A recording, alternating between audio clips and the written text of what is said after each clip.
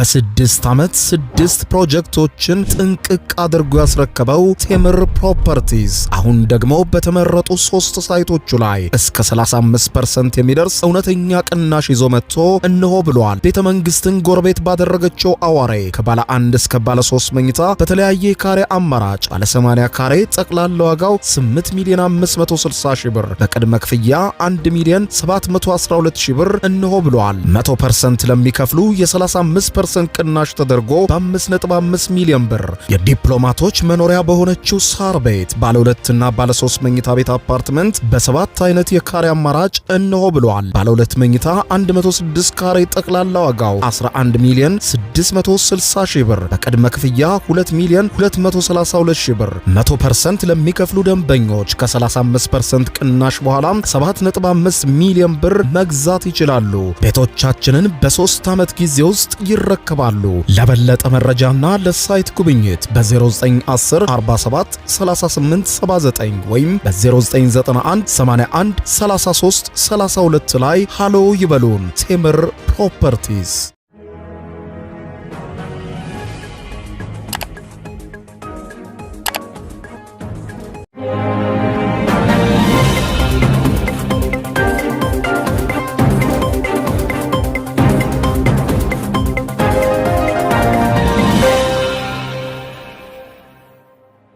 ጤና ይስጥልኝ ክቡራትና ክቡራን የዩቲዩብ ቻናል ቤተሰቦች፣ ሰዓቱን 3 አጫጭር ሰበር መረጃዎች ይዤ ቀርብ ያለው እስከ ፍጻሜ አብራችሁን ቆዩ። ክቡራን አድማጮች፣ ማምሻውን አልጀዚራ ያወጣው ዘገባ በርካቶችን እያነጋገረ ነው። ይሄውም የሱዳን መንግስት በኢትዮጵያ ውስጥ አንድ ካምፕ ላይ ጥቃት ልሰነዝር ነው ብሏል። ይሄውም የሱዳን የአልቡርሃን መንግስት በኢትዮጵያ ውስጥ ጥቃት ሰነዝራለሁ ያለው አርኤስኤፍ የተባለው የፈጥኖ ደራሽ ኃይሎች ቡድን በኢትዮጵያ ውስጥ የጦር ማሰልጠኛ ካምፕ አለው በሚል ከሶ ነው።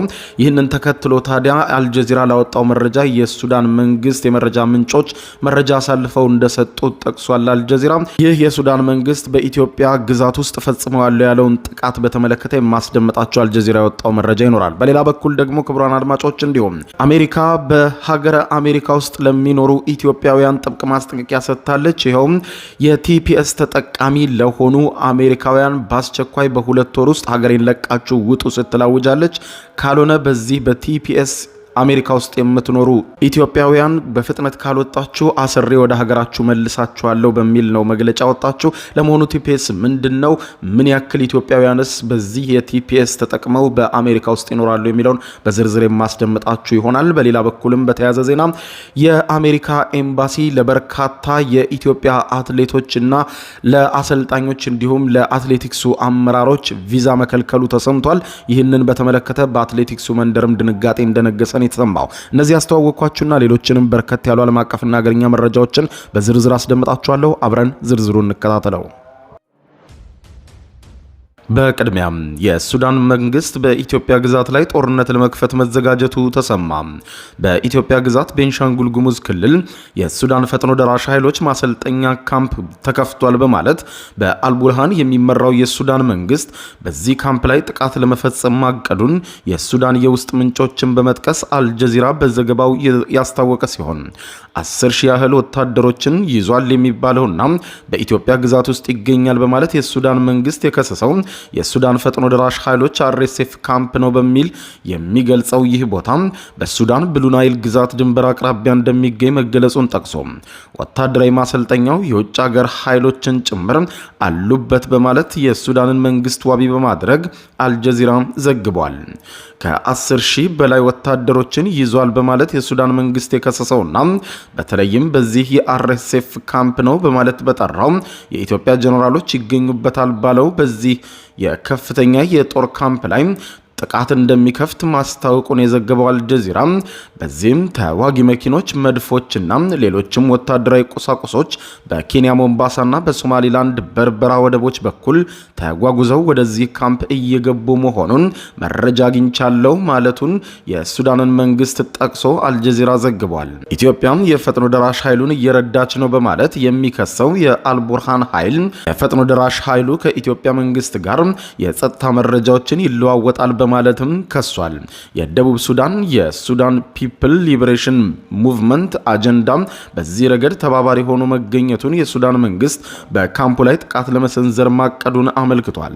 ይህ በኢትዮጵያ ግዛት ውስጥ ይገኛል ያለውን ካምፕ በተመለከተ የኢትዮጵያ መንግስት ይፋዊ ምላሽ እስካሁን ያልሰጠ ሲሆን በእርግጥም የሱዳን መንግስት ለአልጀዚራ በሰጠው መረጃ በኢትዮጵያ ግዛት ውስጥ በሚገኝ ካምፕ ላይ ጥቃት እንደሚሰነዝር ጠቅሶ በዚህም ወታደራዊ ዝግጅት እያደረገ እንደሆነ ይገልጻል። ነገር ግን ይህ ጥቃት በኢትዮጵያ ግዛት ውስጥ የሚፈጸም ከሆነ የኢትዮጵያ አጸፋ ምላሽ ምን ይሆናል የሚለውን ጉዳዩን አስመልክቶ ኢትዮጵያ እስካሁን የሰጠችው ይፋዊ ምላሽ የለም። በሌላ ዜና አሜሪካ ለኢትዮጵያውያን የሰጠችውን ጊዜያዊ የከለላ ፈቃድ ወይም ቲፒኤስ ማቋረጧን በይፋ አስታወቀች። የአሜሪካ መንግስት በሰሜናዊ ኢትዮጵያ ክፍል የነበረውን የሰሜን ኢትዮጵያውን ጦርነት በማስመልከት ለኢትዮጵያውያን ጊዜያዊ ከለላ ፈቃድ ወይም ቲፒኤስ መጀመሪያ የሰጠው እንደ አውሮፓውያን አቆጣጠር በዲሴምበር 2022 እንደነበር ይታወሳል። ይህ ፈቃድም ለ18 ወራት የሚያገለግል የነበረ ሲሆን በጁን 12 2024 ዓ.ም ፈቃዱ ማብቃቱን ተከትሎ በድጋሚ እንዲራዘም ተደርጎ ነበር። የተራዘመውም ለተጨማሪ 18 ወራት ሲሆን የዚህ ቀነ ገደብም በትናንትናው ዕለት ዲሴምበር 12 ቀን 2025 ዓ.ም ተጠናቋል። የአሜሪካ የሀገር ውስጥ ጉዳይ ሚኒስትር ባወጣው መግለጫ ለኢትዮጵያውያን የተሰጠው የቲፒኤስ ፈቃድ መጠናቀቁን በይፋ አውጇል። የሚኒስትሩ ሴክሬታሪ የሆኑት ክርስቲ ናኦም ሲናገሩ በኢትዮጵያ ላይ የተደረገውን ግምገማ ተከትሎ ኢትዮጵያ በመረጋጋቷ ከዚህ በኋላ የቲፒኤስ መስፈርትን እንደማያሟሉ ተረድተናል። ስለዚህም ኢትዮጵያውያን በቲፒኤስ እየኖሩ ያሉ በፍጥነት ወደ ሀገራቸው እንዲወጡ ሲሉ አሳስበዋል። ይህንን እድል ያገኙ ኢትዮጵያውያን በተጠቀሰው የጊዜ የመኖሪያና የስራ ፈቃድ ያላቸው ቢሆንም እንኳን ከዛሬ አንስቶ ይህ ፈቃዳቸው ተሰርዟል በማለት ገልጸው በሺህ የሚቆጠሩ ኢትዮጵያውያን የቲፒኤስ ፈቃድ ማግኘታቸውን የጠቀሱት ዘገባዎችም እጣፈንታቸው ምን እንደሚሆን ገና አልታወቀም በማለት አስረድተዋል። አሜሪካም በዚህ መግለጫዋ ላይ ከዚህ በኋላ የቲፒኤስ ተጠቃሚ የሆኑ ኢትዮጵያውያን በሀገሬ ለመቆየት ምንም አይነት ህጋዊ መሰረት የላቸውም በማለት ገልጻ የ60 ቀናት ወይም የ2 ወራት ቀነ ገደብም ማስቀምጣ ተገልጿል።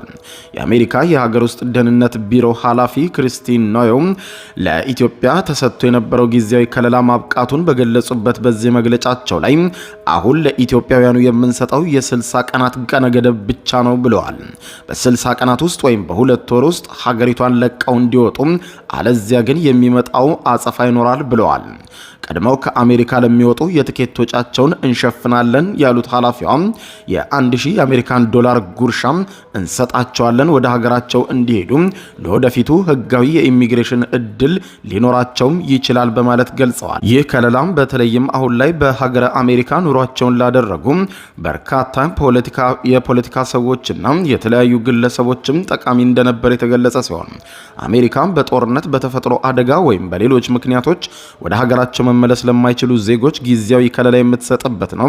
ቴምፖራሪ ፕሮቴክትድ ስታተስ የተሰኘው ወይም ቲፒኤስ በሚል አጭር ስሙ የሚጠራው ይኸው መብት አሁን ላይ ከለላው የተነሳ ሲሆን አሜሪካ ከ1990ዎቹ ጀምሮ በሀገሯ የሚኖሩ የሌሎች ሀገራት ዜጎች ጦርነትን ጨምሮ በአንዳንድ ምክንያቶች ወደ መጡበት ሀገር መመለስ ለማይችሉ ሰዎች የምትሰጠው ይህንን ከለላ አሁን ላይ በኢትዮጵያ ያለው ሁኔታ መረጋጋቱን በመጥቀስ በ60 ቀናት ውስጥ ወይም በ2 ወር ውስጥ እነዚህን መብቶች አግኝተው ይኖሩ የነበሩ ኢትዮጵያውያን በፍጥነት ከሀገር እንዲወጡ ብላለች። አሜሪካም በተለይም ደግሞ ከየካቲት 13 በኋላ ከለላው ሙሉ በሙሉ እንደሚያበቃ ገልጻ ያለ ከለላው በአሜሪካ የሚኖሩ ኢትዮጵያውያን ዜጎችን ደግሞ በቁጥጥር ስር እንደምታውልም አስጠንቅቃለች። ይህ በዚህ እንዳለ ለአሜሪካ ፍሎሪዳ ሀገር አቋራጭ ውድድር ከሚሳተፉ ኢትዮጵያውያን አትሌቶች፣ አሰልጣኞችና አመራሮች መካከል ከግማሽ በላይ የሚሆኑት የአሜሪካ ቪዛ መከልከላቸው ተሰምቷል። የአሜሪካ ኤምባሲ ውሳኔው ብዙዎችን እንዳስደነገጠ ከአትሌቲክስ ማህበረሰቡ የተሰማው መረጃ ጠቁሟል። ማምሻውን የተሰማው ይህ ዜና እንደ አውሮፓውያን አቆጣጠር ጃንዋሪ 10 በአሜሪካ ፍሎሪዳ ታላሃሲ ይካሄዳል ተብሎ ለሚጠበቀው 46ኛው ኢንተርናሽናል ሀገር አቋራጭ ውድድር ለመሳተፍ በዝግጅት ላይ ካሉ አትሌቶች፣ አሰልጣኞችና አመራሮች መካከል ከግማሽ በላይ የሚሆኑት ቪዛ መከልከላቸው ታውቋል። ታማኝ የፌዴሬሽን ምንጮች አደረሱኝ ባሉት መረጃ መሰረት በ46ኛው የአሜሪካ ፍሎሪዳ ኢንተርናሽናል ሀገር አቋራጭ ውድድር ለመሳተፍ በዝግጅት ላይ የሚገኙ አትሌቶች፣ አሰልጣኞችና አመራሮች ቪዛ ለማግኘት ቀደም ብለው ፎርማሊቲውን አሟልተው በሽሮ ሜዳ ወደሚገኘው የአሜሪካ ኤምባሲ ቢጓዙ ካመለከቱት አመልካቾች መካከል ከግማሽ በላይ የሚሆኑት የቪዛ ጥያቄያቸው በአሜሪካ ተቀባይነት አጥቶ መከልከላቸውን ነው ምንጮች መረጃውን ያወጡት።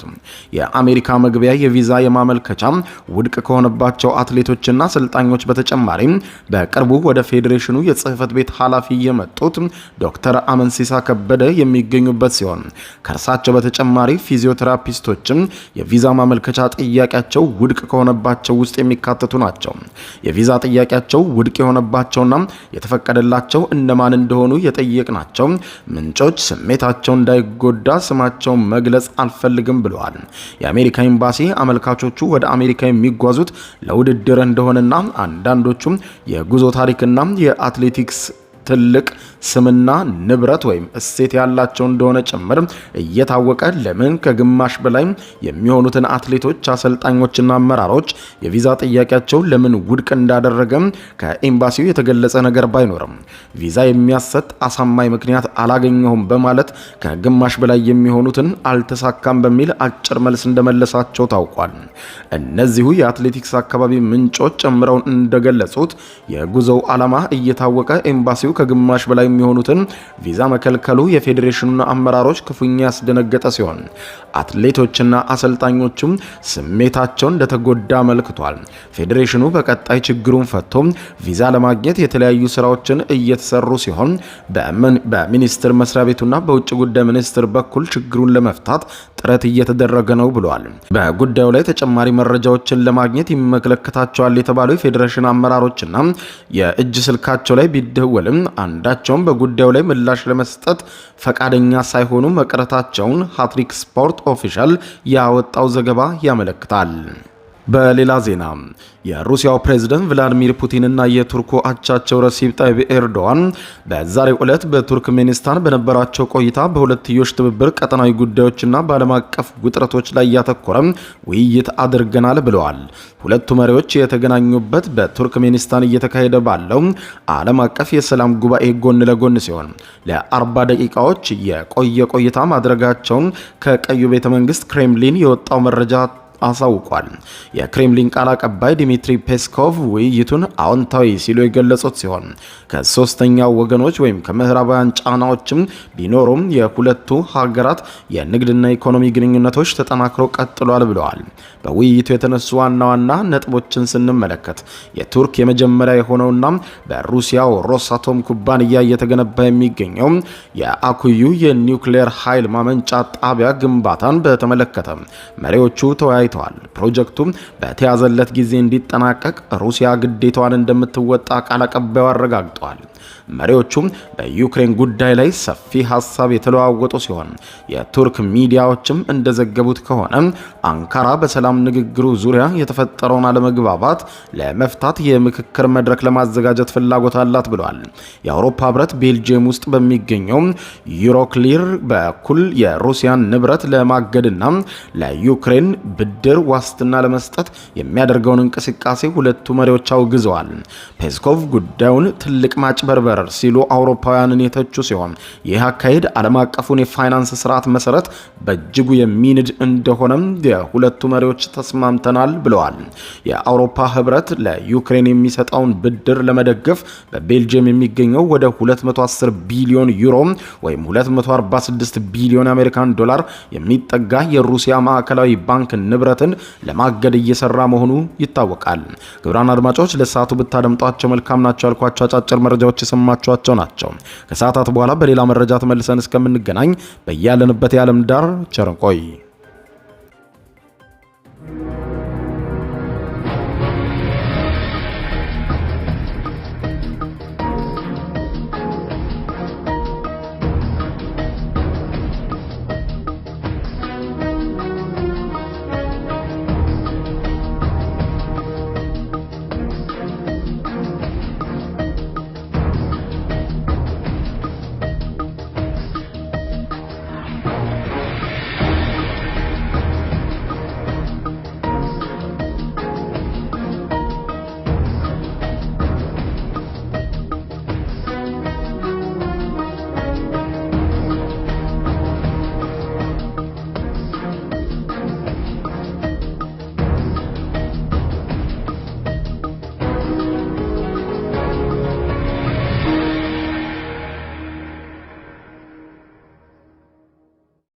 የዩቲዩብ የስኬት ሚስጥሮችን በዝርዝር የያዘው የአቤል ብርሃኑ የወይኗ ልጅ መጽሐፍ ሁለተኛ እትም በገበያ ላይ። ዩቲዩብ ለመጀመር በአጭር ጊዜ ስኬትን ለመቀዳጀት አስበዋል?